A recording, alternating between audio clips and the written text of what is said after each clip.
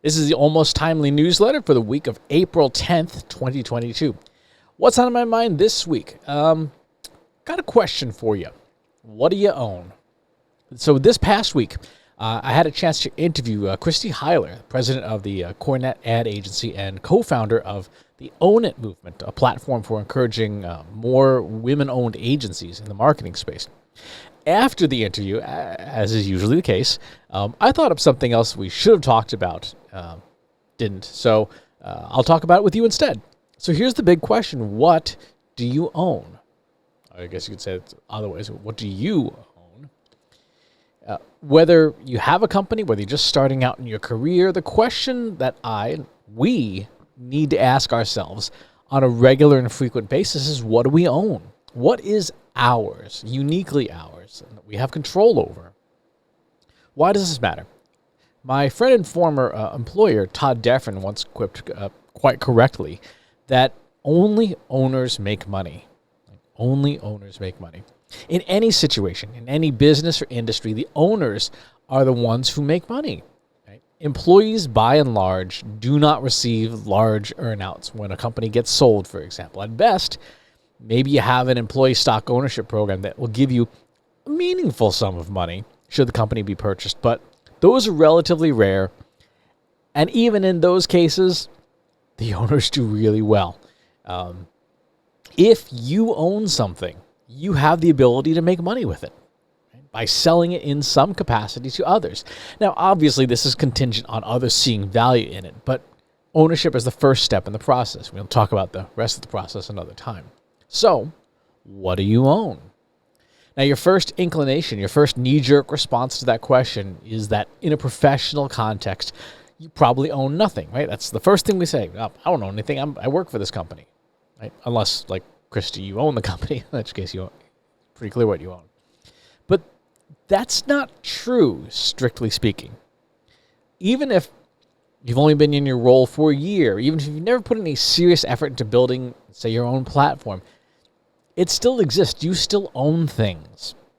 Let's look at a few examples of what kinds of things you own. Do you have a blog? Right? You own that content. It's yours, irrelevant of whether it has one reader or a million. Same is true for a podcast, other media, even something like Instagram or YouTube. You don't own those networks. You don't own your account, but you do own the content on that account. And to a degree, you have a little bit of ownership of the attention of your audience. So you do have some ownership there. Do you have a newsletter like this? You own the content for your newsletter and access to your audience. I own this newsletter. And for brands who want to advertise to you, I own this particular channel and they kind of have to go through me. Note that I do not own you, obviously, just a tiny sliver of your very valuable attention, for which I am thankful. Do you have a process?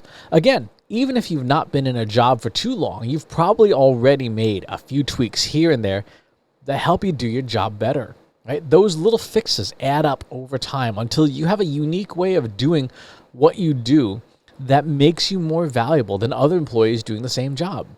One of my favorite examples of this is a marketing cookbook. What recipes do you know in marketing and business? What processes have you memorized and documented so that you do your job better? An example, I have a slide deck I keep called a golden cookbook, and it's got hundreds of frameworks and ideas and charts and processes that I've come up with in my career. And it's something totally unique to me, something that I own. I trot this out, at new business pitches, at sales pitches and things, and even with existing customers. And it's a really good way of showing off whatever the problem is. I've probably done it before. I've probably had to solve it before in some way. And it helps build confidence. It helps build rapport. You have the ability to put together your own cookbook, your own marketing cookbook. You should get started doing that so that, again, it's something that you own. Do you have knowledge? You own what's in your head, right? What to do, why you do something, how you do it. And that knowledge is valuable. If you don't believe me, ask anyone who's ever had a valued employee quit and how much it hurts to replace that employee. Not only are their skills and their processes, their physical presence gone, but so is their institutional knowledge, the all the stuff that's in your head of not only what do you do, but why do we do things that way? There's an old joke about this daughter watching her mother cutting off the ends of a ham before cooking it for Easter dinner. And she'd ask her mother, why do we do that? And mother says, that's the way we've always done it. So she goes to ask the grandmother and gets the exact same answer. No, goes to ask the great-grandmother, and the great-grandmother says, oh, it's because I used to have a really small oven and the ham didn't fit, so we just cut the ends off of it. That institutional knowledge, that legacy knowledge, does have value. Do you have a personal brand? Right? Personal brands have appropriately gotten a bit of a bad rap because many of the folks promoting, personal branding initiatives and stuff come across as kind of like used car salesmen, right? Just encouraging you to just be like them. But the reality is that a personal brand is basically your reputation, right? And you own your reputation.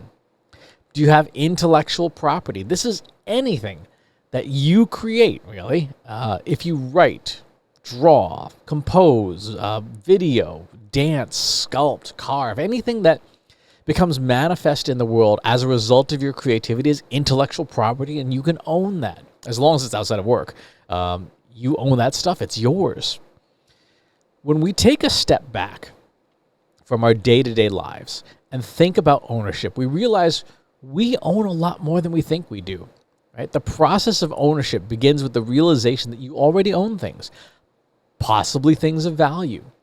We can and should talk about in a future newsletter about how you turn what you own into tangible value. But the first step in that process is, forgive the pun, taking ownership of being an owner. In the rest of the newsletter this week, we've got, of course, the ongoing shameless promotion of the Search Console course. Please check that out. The interview with Christy Heiler, which is a lot of fun, about 40 minutes, I think. It's right on YouTube, so the link is in the newsletter. It takes you right to the YouTube video to give it a watch. Some thoughts about taxes as subscriptions, a bunch of leadership stuff from Q&A series I did this week. In the news, we have this week, let's see, a fun read on what happens when you buy TikTok comments. Pro tip, not really worthwhile. Who uses DuckDuckGo? Google saying that they're going to drop the hammer on AI-generated SEO spam, using AI to generate just junk content. Also, Google using some AI to update business hours for companies that they're out of date using Google Maps data, which is pretty interesting. And some articles on observability and synthetic data and deep learning. So lots and lots to check out. At events coming up, a ton of events. I was just at the Marketing Profs B2B Forum this week. I've got a link in the top of the newsletter to our B2B Marketers Forecast. So if you didn't get a chance to grab that, it's the first link in the newsletter. It's a free forecast for the rest of 2022 about when to schedule major B2B marketing campaigns. So if that's your thing, make sure that you grab hold of that. I'll be at the MarTech conference in June. I'll be in the Spark conference in June as well. That will be in Montenegro. So I will be in South Central Europe. MACON, the Marketing AI conference in August. If you are interested in that, there's discount code PEN150 for $150 off the conference ticket.